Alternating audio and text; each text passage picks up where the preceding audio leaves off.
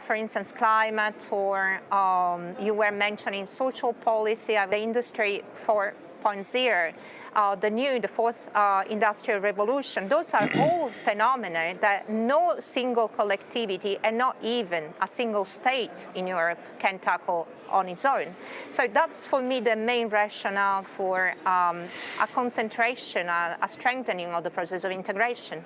Well, it's a very good point you're just making. Look, I have been once in charge of IBM Europe, Middle East and Africa, and we had a headquarters of IBM Europe in Paris with 2,000 people.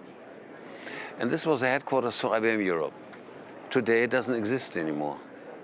We have IBM Germany, and we have a global network, a global responsibility. But there is no single idea to have IBM Europe. You will not find any VW Europe. You will not find Fiat Europe. But for business, Europe is a non-entity. They are sitting here in Brussels.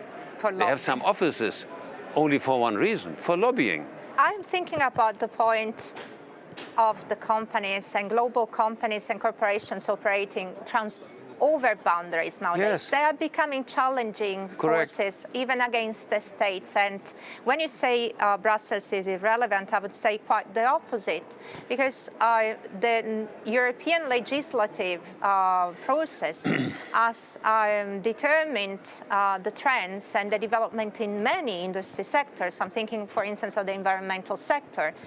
Nowadays, thinking about the big platforms coming from the United States, Google or Facebook, you name it.